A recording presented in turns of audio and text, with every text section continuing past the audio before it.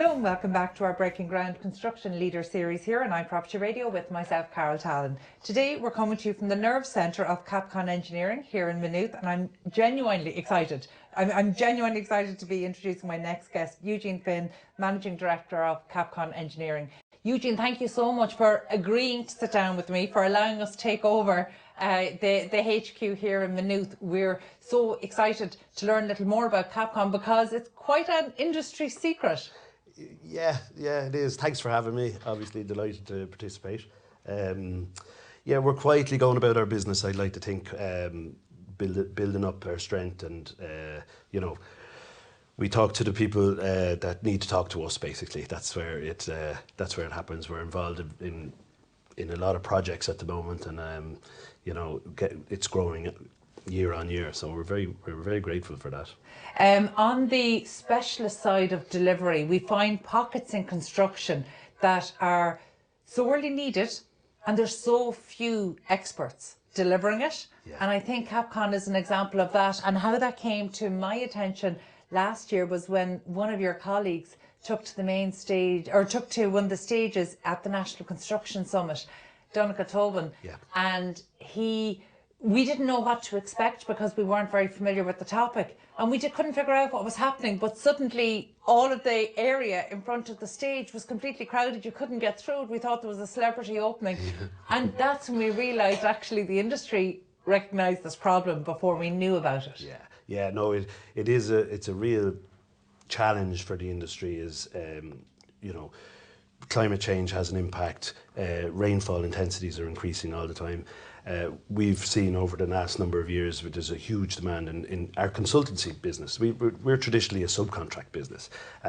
We had works in the UK, works in Ireland, very concentrated around commercial development, some logistics, some office buildings, different things like that. But more and more so now into residential. We're across all sectors.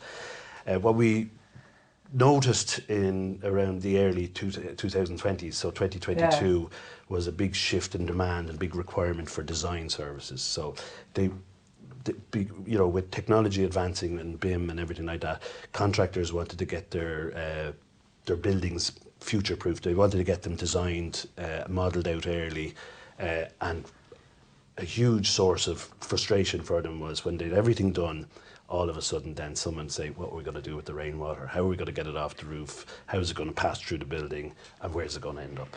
You see, it makes sense when you say it like that, but I'm not going to let you away with it that easy. And I'm also not going to give you the credit for all of this, because I believe the credit maybe belongs a generation earlier.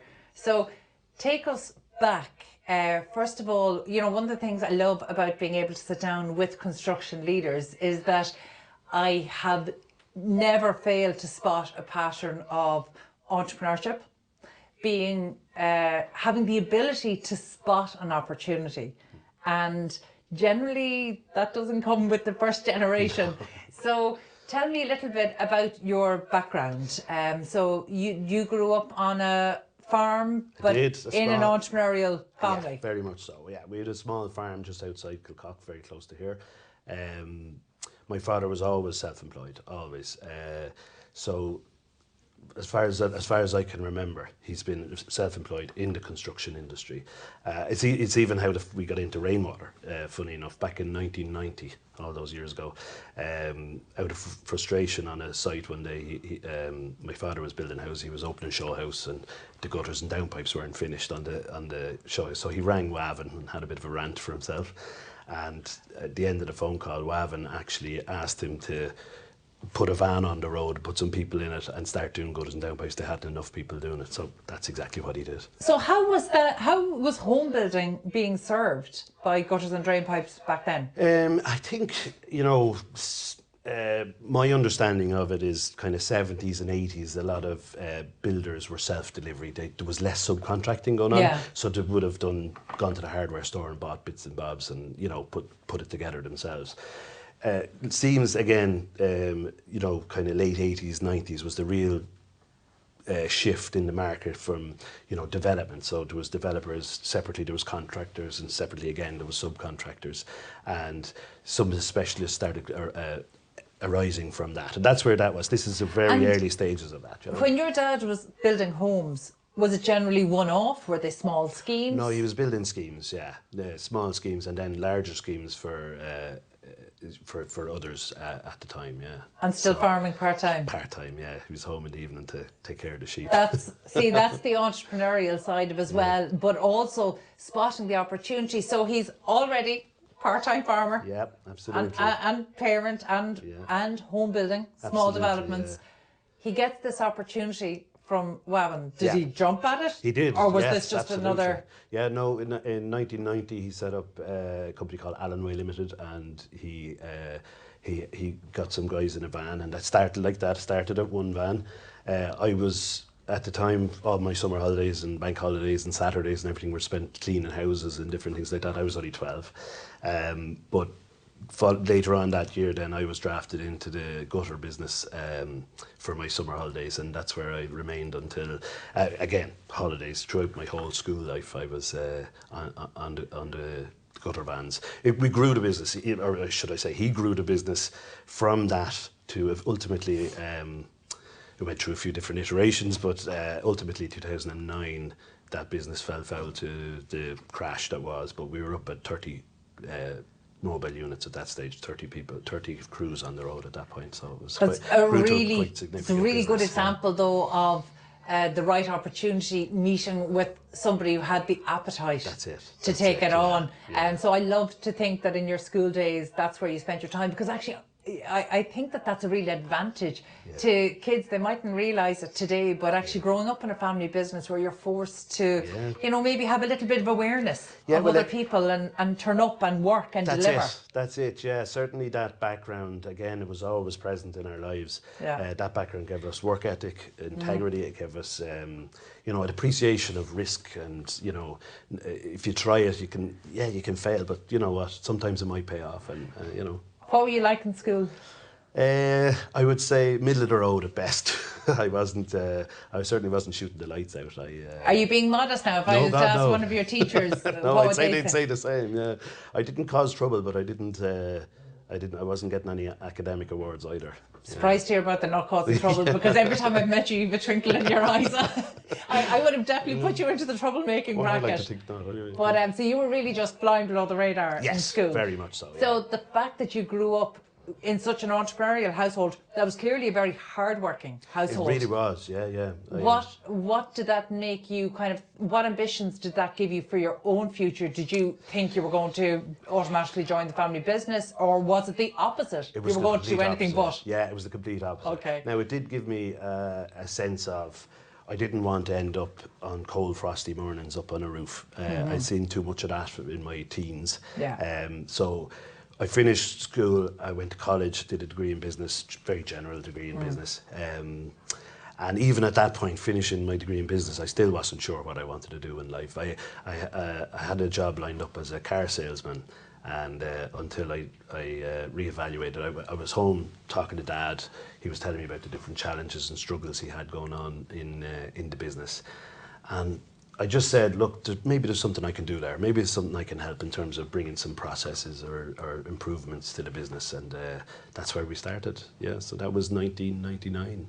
Yeah. That's an interesting dynamic, though, because your dad had maybe learned the hard way on sites. Yeah. You wanted the opposite experience. Yeah. You come back with a degree. You know, sometimes between the generations, that can cause a bit of a communication gap. Yeah. No, we were lucky like that. We worked well together.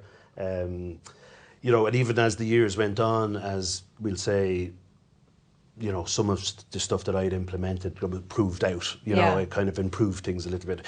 He was running the business very much out of his head at that point, and it was getting unwieldy. It was getting to a point where, you know, he had all the biggest house builders in Leinster, probably, he was working for at that point.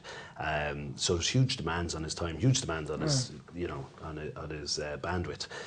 So I said we started slowly but surely, you know, modernising the business processes, basically, you know, bringing in computerised accounting systems and different things like that. And slowly but surely, he could see the benefits from that, even though he came from a different generation. He respected it. And what would this be in late 90s? Late 90s, yeah. So he was 10 years on, really, from the deal with Wavan. Yeah, absolutely. So he was still home building, still farming. Yeah, Yeah, all still going on. How many of the wagon vans would have been on the road at that stage? At that point, it was probably 10, 12. Okay. Yeah, and 10, so 12, when you came into the business... Yeah, we'd expanded from just doing gutters and downpipes that way to fascias and soffits and different things like that. And so very quickly after, we'll say within the next 3 to 4 years, that business, you know, became more stable, put it that way. And the father, Eugene Senior, sorry, I should tell his name is Eugene Senior, he began to concentrate a little bit more on the house building side. He went back and kind of left me running the subcontracting business. And at what stage did you know that you weren't going into car sales, that this temporary helped the family business? You were sucked in. Yeah, exactly. I was stuck there at that point. I still think I thought it for about a year after. Oh, really? Yeah. But no, I was very much in the family business at that stage. Yeah, and I had 2 brothers in the business as well, one older, one younger. I'm thinking you were coming in though at quite a challenging time then, because you talk about the business becoming stable and unfortunately the construction industry, once we go into the noughties, was anything but stable. Absolutely. There were extreme highs, extreme lows. So take us a little bit through the journey at that point. So mid 2000s, you know, we were the only thing you could call it was stable. Now it was frantic, but you know, there was a lot of work on, there was a lot to do, and every day was a challenge. But in business terms, it was a nice steady flow of work. It was a nice steady flow of projects. There was always projects to be priced and works to be done. So it was stable from that perspective, but it was manic. It was it was pretty hell for leather. Around the mid 2000s, then we started branching out a little bit into the commercial side. Again, bring stability to the business. I'm always thinking about what's working or what's around the corner, what could provide a risk in the future. How can we stabilise, you know, the peaks and troughs? But we're in the construction business; it's all peaks and troughs, you know. Yeah, well, and you stayed very local throughout that time. Yeah. It's a bit of a cliche to say you married your childhood sweetheart. I did. But you did. Yeah, I did. Yeah, Miss Having been married 19 years now, since 2006. We 3 children. My eldest daughter, Lila Kate, is in junior cert this year. And then I've a boy in first year, is Dylan, and another boy in 5th class, Charlie. And do they work? Dylan does, yeah. Lila Kate is very studious and academic, and she, you know, but Dylan, like me, has started to come into the family business on his weekends and his half days from school and stuff like that. He does a bit of fabrication down the workshop, and so you're keeping that tradition going. Yeah. Although it sounds like the things do change with the generation. So the same way that maybe you would have been in helping your dad, they've actually conscripted you outside of the business to train their sports teams. Without a doubt, yeah, without a doubt. All my evenings are taken up with, we've a local club, Kappa GA. It's a small GA club down just outside Kilcock. And the kids all have teams there. They all play football, hurling, and everything you could think of outside of that. But so that keeps us busy every evening. Monday evenings are the only evening I don't have a team to train. I train one of each of their teams. Fantastic. So, yeah. Well, keeps me busy. Do you know what, actually, but this all comes under, I'm always very interested in the leadership story, and it is so rare that you find leadership in one element of your life but not others. So it doesn't surprise me at all to see a huge part of leadership is around mentoring, is about bringing that team forward. And I think, you know, you would maybe be a little more progressive in your approach. I also grew up on a farm, but I continue to run my business like a farm, much to maybe the annoyance of our team. Luckily, we're the only people in the room mic'd up, otherwise there'll be producers having their say now. But there's, you know, we talked a little off camera about work-life balance, and that's something you firmly believe in, whereas I think is completely overrated. Yeah. No, I do. I think certainly here in Capcon, obviously, it's always been important to me to build the right team, to build the right culture, to build the right. So, you know, you spend a lot of your life in work, and it's important that you look forward to going in and meeting those colleagues and asking those questions of how was the weekend, how is life, how are the children, you know, everything like that. We've whether by design or circumstance, we've fallen into a nice culture in Capcon. I know from you know, hearing from the guys, people like working here because we don't micromanage, we don't, you know, there's no you know, there's no one banging any tables in here or anything like that. Once the work is done, there's a lot of flexibility.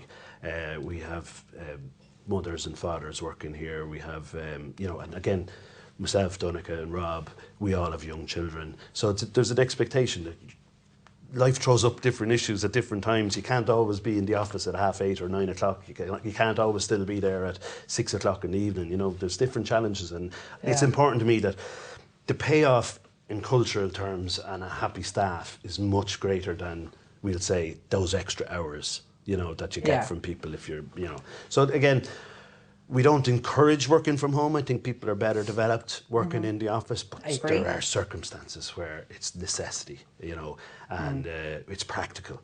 And for those, me, I'm kind of old school. I don't get as much done at home as I'd like to, but certainly there's people here who there's no difference in work in production levels or anything from home, you know. Well, I mean, look, we don't need to waste time today kind of debating the merits of working from home and remote working, but the reality is, I think some of the data emerging now is showing us that at an early stage of your career, you need to be around team. It's where some of the unofficial learning happens, and it's really important. You know, every time I speak to a construction leader, they always talk about the culture within the team, and as an outsider, it's difficult for me to say, you know, you hope that's the case, but actually I have one of my first interactions with your team, and I don't know if you're even aware of this, was actually the first time I met Donica on your team was because he was due to speak at the National Construction Summit last year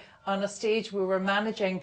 And he ran into traffic issues, and he was so committed. He abandoned his car 3 kilometres away, and he ran the rest of the way to be on stage, representing his brand on time, not letting us or you down. And that stuck with me so powerfully, because that tells me a lot about the team, tells me a lot about how the team feel about the brand they're representing. So we can talk about culture and hit all the right notes, but when I see things like that in the workplace, it's the same thing when I see the conduct of people driving branded vans. Tells you a lot about the company in a way that maybe the company owners don't even know. It's true, actually. I was so impressed by that day, and I've told the story publicly, but I didn't name the company. But because I'm here and you're branding it all around, I can name the company today. I was massively impressed by it, because when we're, you know, we talk a lot about how important brand is in the construction industry, and even in the age of tendering and as difficult as that has become, and winning business, it's still a people business. People still do business with brands they trust and people they trust. And when you have a team that will do anything to deliver what they said they'd deliver, carries weight. It does. It makes a big difference, and we get that a lot from our customers. I was actually in the car with Donica that day. I had to take over the driving. So I wasn't aware of that. So you really did abandon the car and run. It was. We'll have to be earlier this year. We've 3 of us speaking at the construction summit this week, so we can't be. We can't be abandoning all the cars on the side of the road outside Blanchardstown. So. But I love it, that show up at all costs. That's the ethos we want. That's the kind of the work ethic we want. And it is difficult to instill that across a team, but when it comes from the senior leaders, it tends to filter down. In fact, actually, in terms of attracting team, how has that experience been for you? Because the company's had phenomenal growth, and I'm conscious that I know we're kind of jumping topics ever so slightly, but you've had such an interesting journey through home building to get to where you are, and a lot of that overlapped, coincided. It did, to be fair, home building and doing this. You can only deliver that with the right team. How have you found attracting the right team? Again, touch wood, we've been very fortunate in our recruitment process. We've doubled our headcount now over the last 2 years, maybe even shorter than that, and we will double again in the next 18 months. What's the headcount right now? 54. So we're very proud of that. We've a lot of graduates, we have a lot of young people in here, which is really important. We've had people come in here on work experience and stay. We have a young guy starting next week who came in on work experience a couple of months ago, and a couple of the team guys came and mentioned to me, this guy's really good. So we interviewed him and kept him. So yeah, he's coming back. He's finished his course now in just now, and he's joining us in 2 weeks' time as a graduate. Yeah. What kind of graduates are you attracting as a rainwater specialist? What discipline are they coming from? So all sorts. So rainwater as a discipline falls between a lot of different disciplines. So the architect will have ultimate responsibility in a lot of regions for it. Actually, the UK is probably the one that has it best nailed down. It's a public health engineer's responsibility. In Ireland, it falls between the architect and consultant engineer. It also affects the civil engineer and the roofer.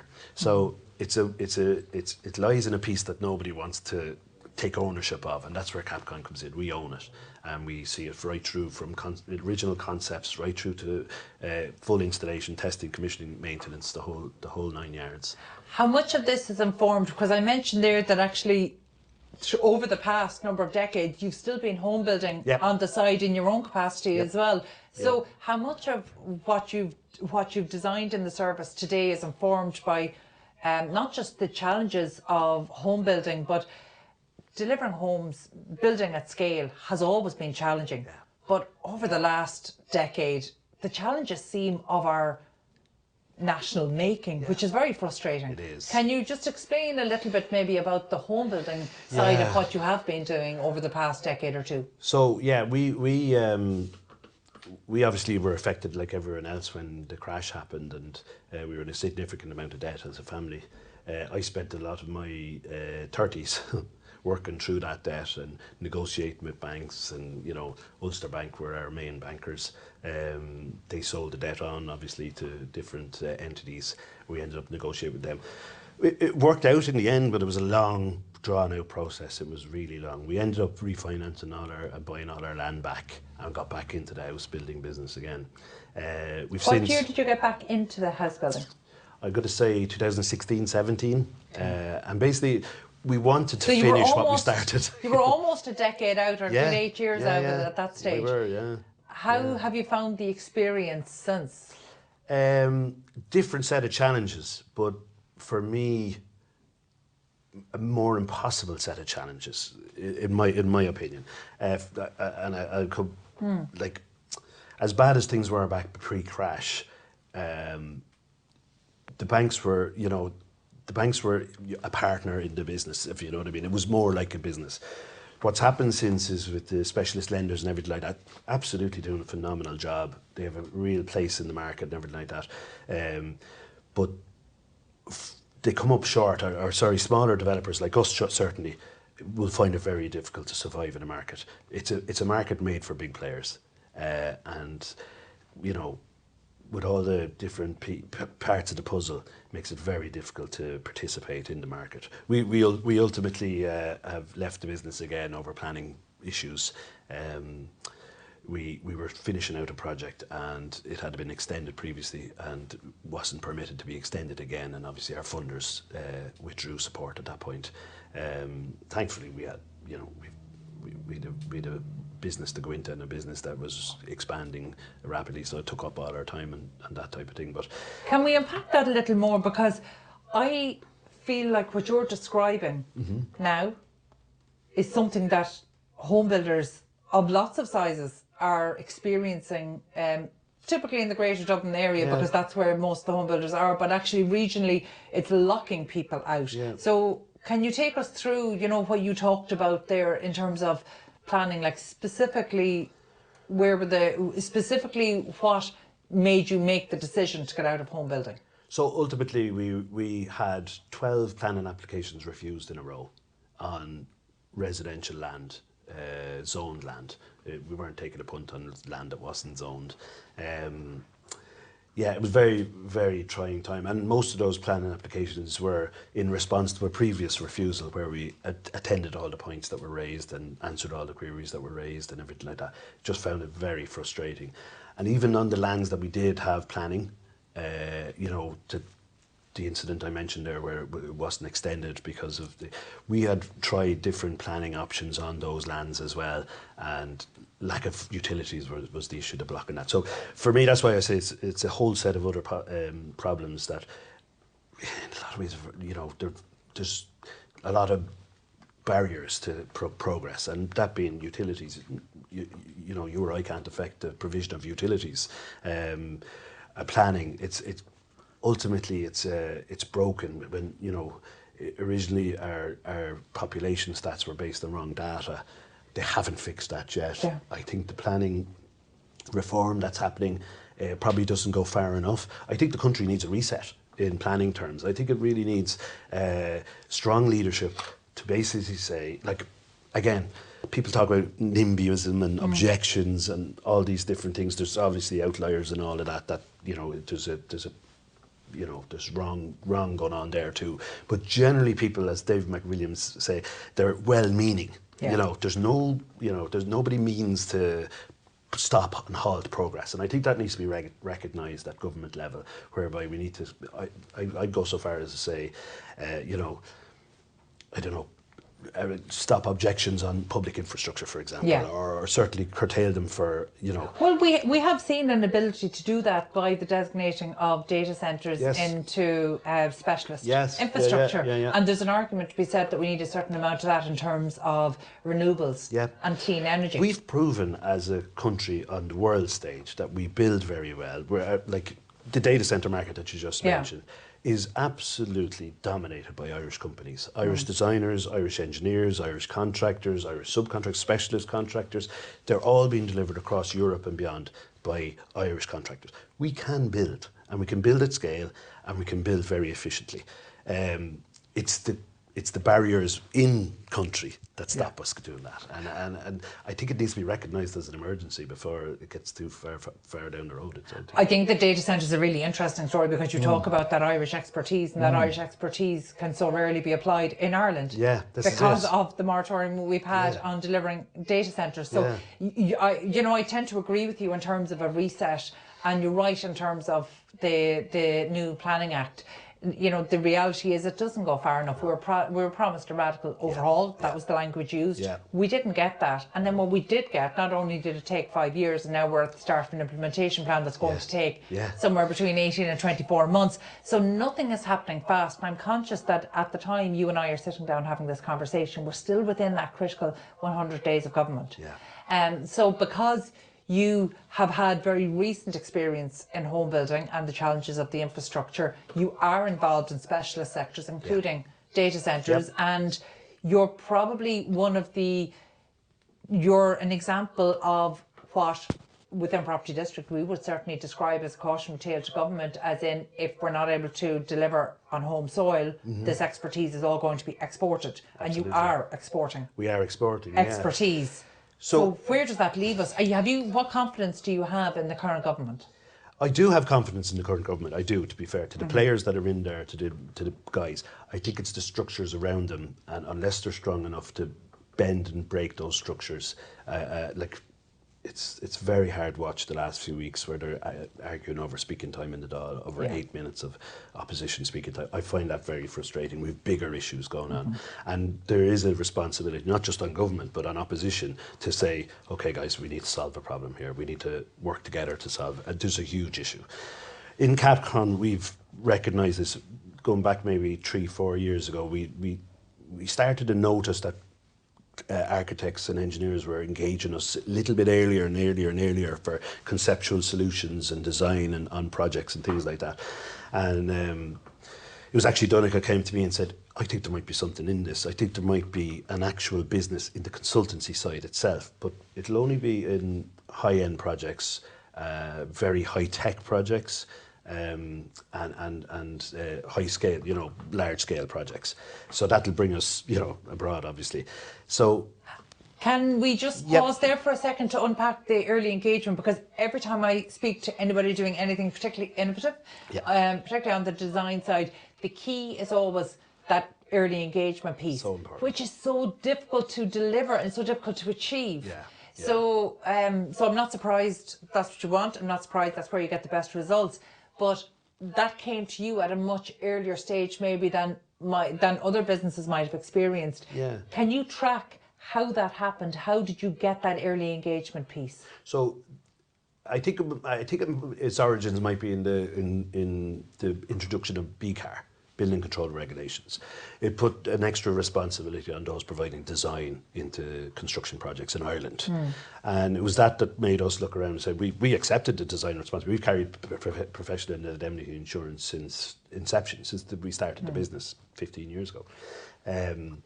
And we've always, we started to see a big increase in architects wanting to use our expertise, and now they had a facility to do that, whereby we could sign off our own designs and we could give them that extra limited comfort factor. And then that's what got us thinking about where else can we do this.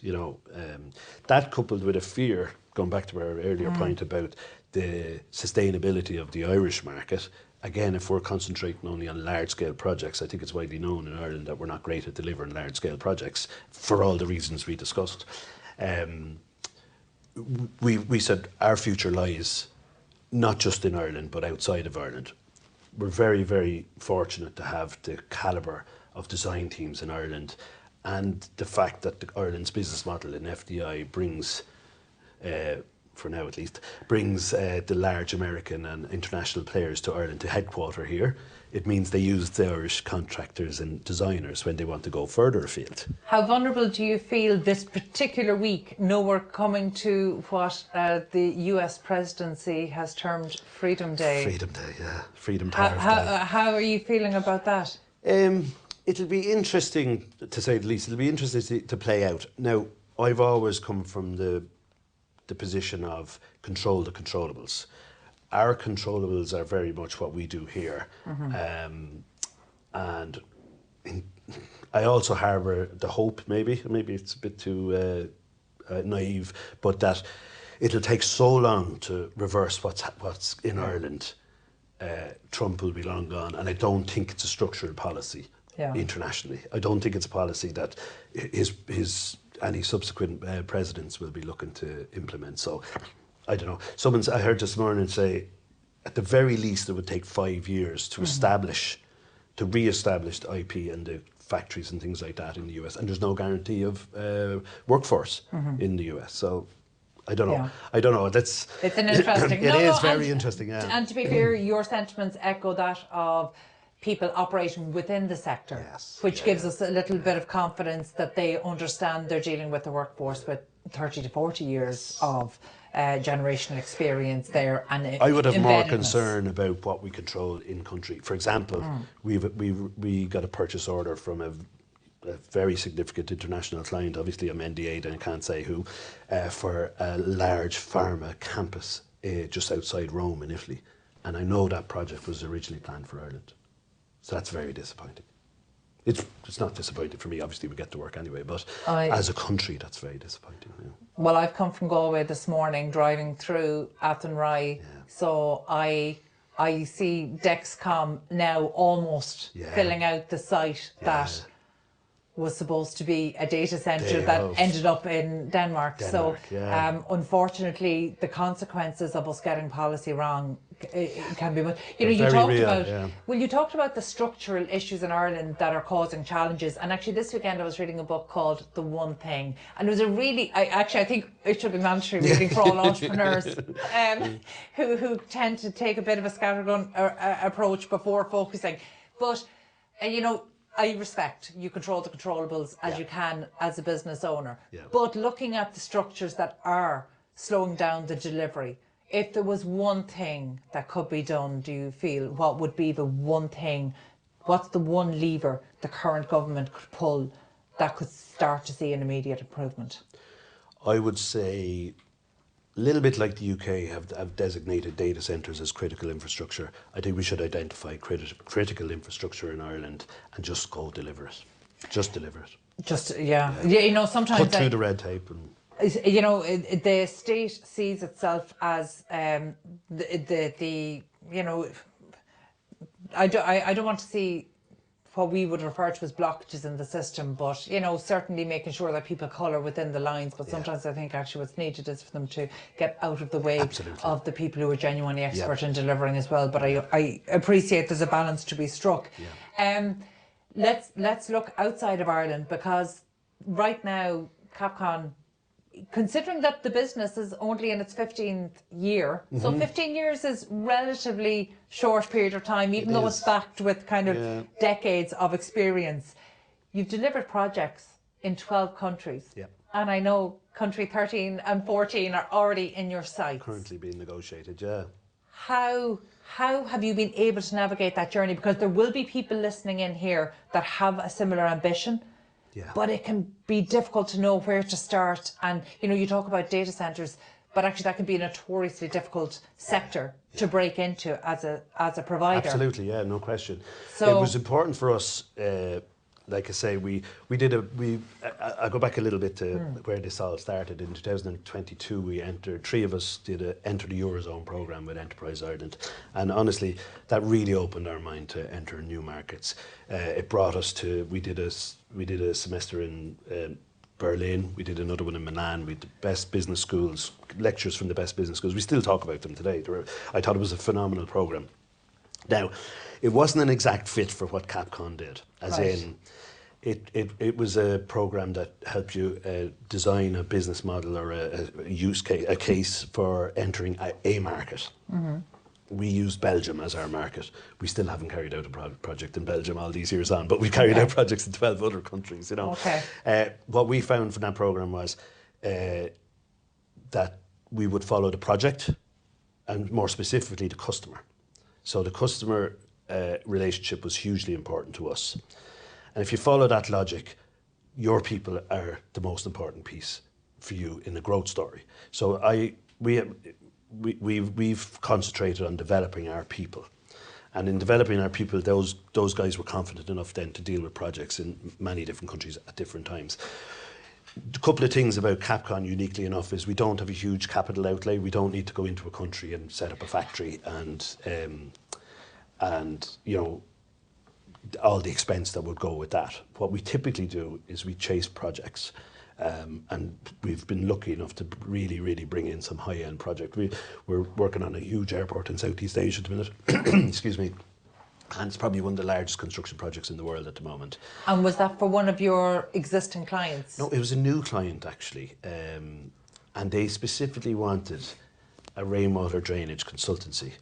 And we visited them in October in Singapore, and they were they told us straight, they were very honest. They said, look, we were very grateful to have found Capcon. After a worldwide search, you were the guys most appropriately resourced and experienced to deliver this consultancy.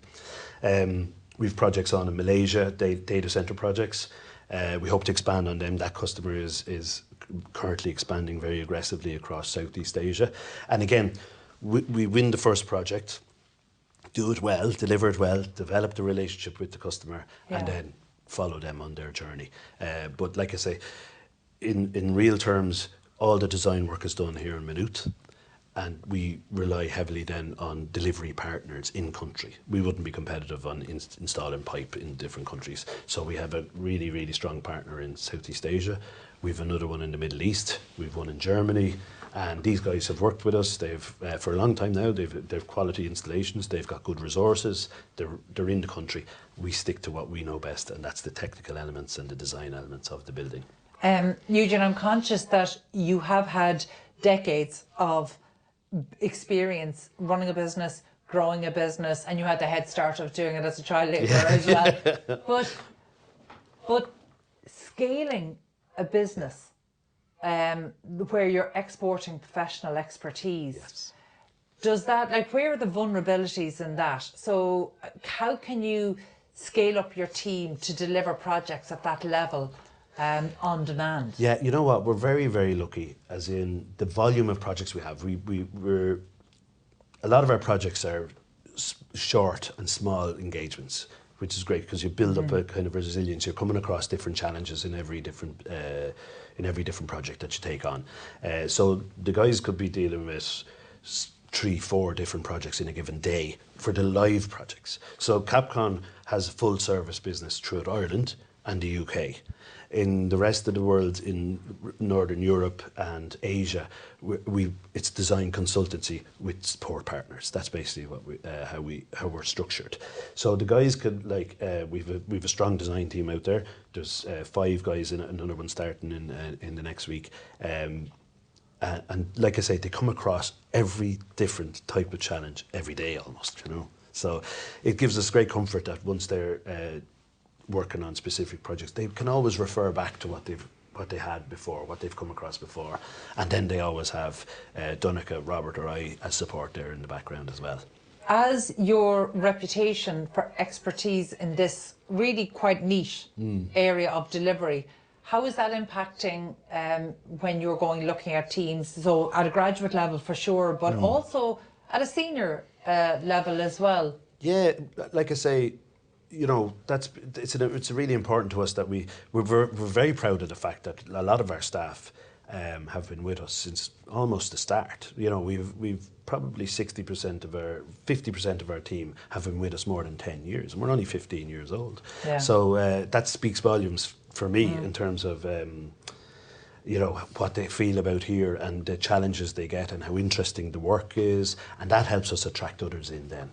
That's an important piece in terms of it's a little bit we're working on currently, and we'll continue to work on, is making our communication a little bit better about how good it is to work in Capcon. It's not for me to say, but that's what I hear. Well, from an employer brand point of view, though it is very different, and sometimes we come across companies that are delivering so well in a B2B capacity, they haven't had to rely on maybe traditional marketing, whereas actually the employer brand piece absolutely demands that. And it's not just to educate the next generation of talent coming into the industry about the scale of opportunities, the breadth of opportunities there, but you want to be attracting people kind of at mid-career and even senior career level who maybe have pockets of hidden expertise. Yeah, no question. And again, that's something that we found in Capcon over the years, is that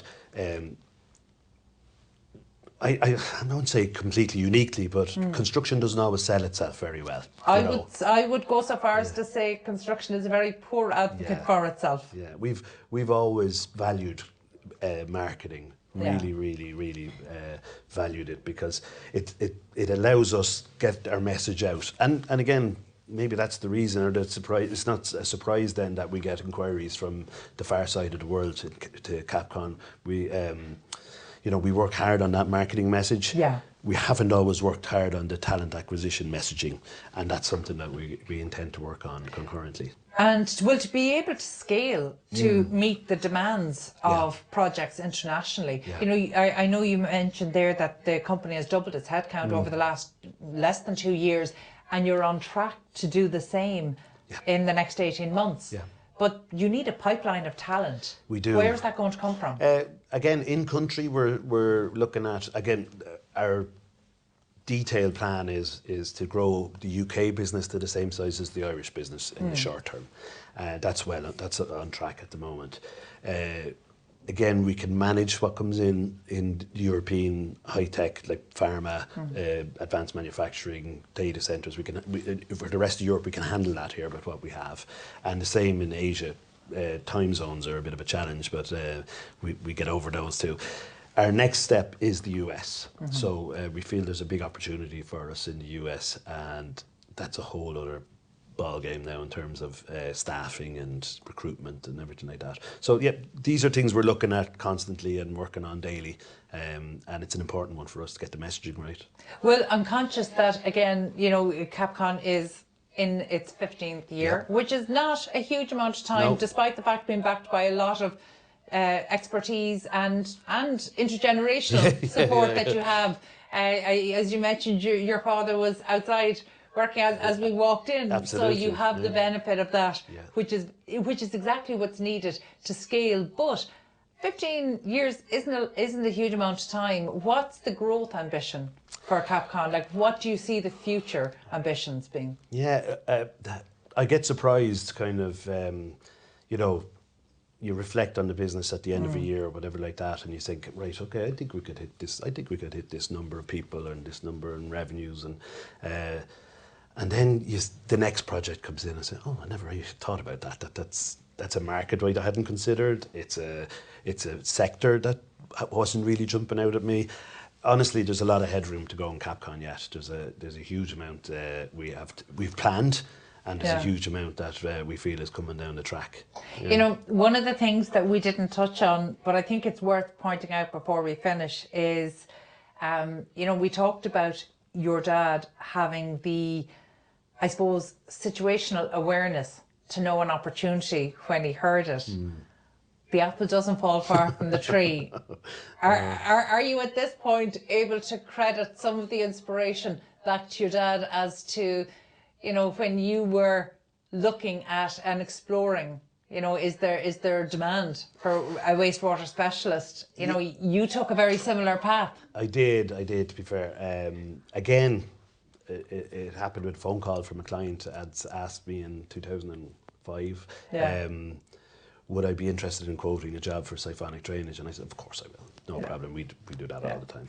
And I had to go and Google what was siphonic drainage. So I quickly found out what it was. Ended up on a plane a couple of weeks later to Dundee. We met a guy called Bill Ross, who run Ross ADT. We're still friends. We fast forward a little bit. We took over the Irish part of his installation piece, and the rest is history, as the man says. We went from there. We ended up soon after we partnered with Bill.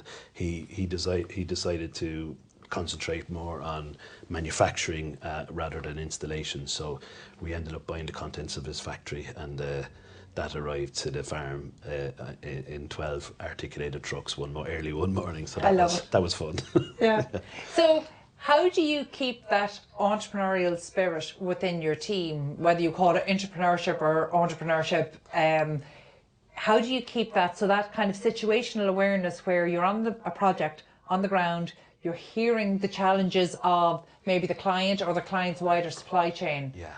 How do you make sure that your team has that situational awareness to hear an opportunity and think this could be our next pipeline of innovation?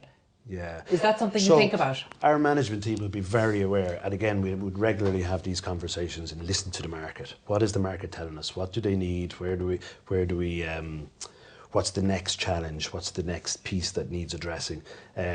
Recently, actually, it's funny. We were conducting interviews with customers, a part of a marketing plan, and one of the architects mentioned, why don't you guys do rainwater harvesting? It closes the loop. It's, you know, it would be so much easier for us as a design team if it was in one building. So we didn't have the expertise for that in-house, but we've now partnered with a company called Whitewater in Bray, and together we've come up with a product called EcoRain XS. And basically what the premise behind it is, rather than having about 7 different interfaces of engineers and designers and everything like that, you'll have one person to deal with in EcoRain XS. And we basically manage the entire journey of the rain from once it hits the roof until it's reused, and it can be reused for irrigation, it can be treated, reused in cooling, it can be any amount of different topics. But that's an example of our guys listening to the market. Our guys hearing what they're saying and putting it into action. Yeah, no, that's a great example. And, you know, you're absolutely right that that piece of feedback does allow you to own the system and close the loop. But actually, you have to, as a company, have the mechanism to be able to seek that feedback and to make sure that your team is, you know, keeping an ear out for it. It's actually something that's very important. And again, we, as a management team, it's important to us. As the company expands and grows, we can't forget about the customers here. So I'm on a bit of a roadshow at the moment, visiting all our Irish clients and listening, basically just listening, asking them what do we do well, what do we do not so well, how did the last project go, how could we do better, is there any more we can do for you, and letting them know that despite the fact that we're on LinkedIn and websites and everything talking about our expansion and how important that is to us, our home business is crucially important to us too. This is where we grow from, this is our foundation, and that'll always be the case. Tell me, what's the most difficult piece of feedback you received so far? Generally, it's humans always deal with humans, so there's always elements of, thankfully we've a good record on health and safety, we've a good record on certainly getting projects finished. There's always little bits in between, you know, service, and you know, as you know, with a huge volume of projects on, there's always one project that's not getting addressed in that particular week. And again, it's something that we've taken back and we work on, and we meet every Monday morning with the project management team, and we say, who's not getting addressed this week? Is there anyone that we need to, you know, contact? Is there anywhere we need to go and visit the site and make sure that we're not falling behind, or there's critical pieces that we're holding up, or follow-on trades or anything like that? That's, again, part of our, it's so hugely important to us. Yeah, and look, I'm conscious of time and that we need to finish up, but I think the growth journey that you're on is just so exciting. Really so you talked about the US plans, yep, and I look forward to seeing them unfold. But what's the I suppose, what can the industry expect to see from Capcon over the next number of years? Yeah, so looking ahead, Asia, our expansion into Asia was a little bit sooner than I expected. We kind of leapfrogged Europe a little bit. The primary focus is the UK market. It's so close to us. There's a huge opportunity there for us. There's a lot of work going on, and I know that the UK government have to stimulate the market. They have to do that over the next few years. So we're just going to be ready for that. You can already see the announcements around data centres, and so that'll be important. Our next ideal market, obviously, is Europe. There's a lot happening in Europe, and a lot happening with Irish customers. So we speak to those Irish customers all the time, and we reassure them that we can also service your projects in Europe. That's a big piece for us. And then, like I mentioned, the continued growth of our team in Asia is very exciting, because it's a market unto itself. It's huge growth market, huge amount happening, real challenges there. A lot of climate challenges there. You know, it rains a lot in Southeast Asia. That's something we probably didn't get to touch on in terms of the sustainability piece in Capcon. We've put a lot of work into that this year. We've hired a new sustainability manager, an engineer, Julia, and we're working with Maynooth University on some academic papers around climate change. The climate change piece for the last number of years, and the sustainability piece, there's been a bit of tick boxing and greenwashing going on over the years. What I've seen over the last year, certainly 12, maybe 18 months, is that's becoming real. The data is there, the evidence on the flood events and the storm events and everything is there for people to see. You see it every time you pick up the paper or turn on the news. We now have data around that to say that what was, there was a connection. It's called the Clausius-Clapeyron effect, to give it its scientific term. There was a connection for every degree increase in temperature in the climate around the world.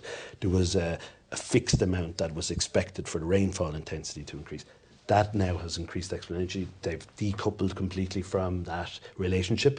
And where that goes, I don't know. It's a huge responsibility for us as designers to inform clients early in the process to say, your building needs protection. It needs protection from not just the 1 in 20-year storm event that we've normally, or 1 in 100, or 1 in 50-year storm event. We actually need to think about what's the secondary system, what is the backup system, and what is the control mechanisms that we can put in place. Again, the future of Capcon is innovation. We're working on different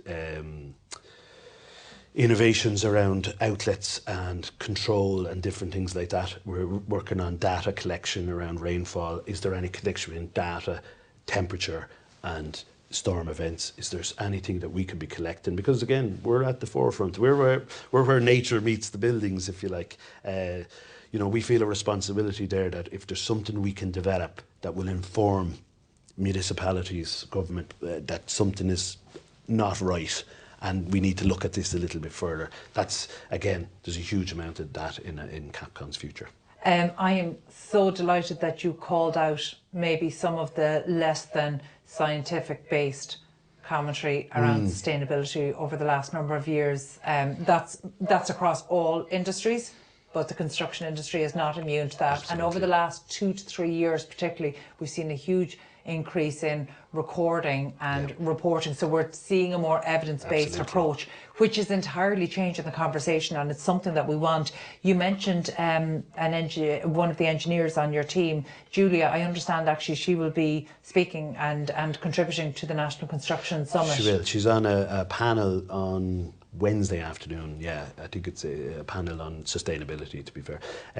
She's made a big difference since she came in, of our awareness and our knowledge, and like you say, actual data, not just finger in the air stuff. And again, it's an industry thing. It's no longer something talked loosely about. It's actually real now. It's in our face. It's there. I think you've articulated really well there when you say that the sustainability now, it really has gotten real, and it needs to get real. And we've seen it. And by the way, that's not coming from any sort of place of climate denial at all, but it's more, we were starting from a base of just not having the data, having an understanding, and maybe with best intentions, not knowing the best thing to do. And as data improves, as we know better, we do better. But I think it's interesting to I hadn't considered it, but you're absolutely right. Capcon is essentially positioning itself where nature meets the building. And that's a very compelling place to be at this moment in history. And I'm almost sorry that we don't have the time to explore what the risk might be to the business, but I would be definitely interested to talk to you in a few years' time about the issue of risk. This is it. Hugely important. Absolutely hugely important. Like I say, we manage risks for clients. That's what we do. We're the ones that tell them to the best of our abilities what is the effect. What effect is weather going to have on your building? How can you best serve it? How can you best design it? Using all the information you have today and what you can estimate about the future. That's basically what our business is based on. Given the trajectory of environmental factors, does the risk today of protecting owners and their buildings, does that feel like a greater risk you're assuming today than it did 15 years ago? Definitely, We'll definitely come back and talk about that at a later date. Eugene, thank you so much. No worries. That was Eugene Finn. I'm delighted. Thank you so much for allowing us to take over the office here in Maynooth. The coffee's great, and that's always a strong recommendation coming from me. That was Eugene Finn, Managing Director of Capcon Engineering. My thanks as always to producers Katie Tallon and MPRII with Hear Me Roar Media on sound. Finally, thank you indeed for tuning in. We'll catch you on the next episode of Breaking Ground here on iPropertyRadio.com.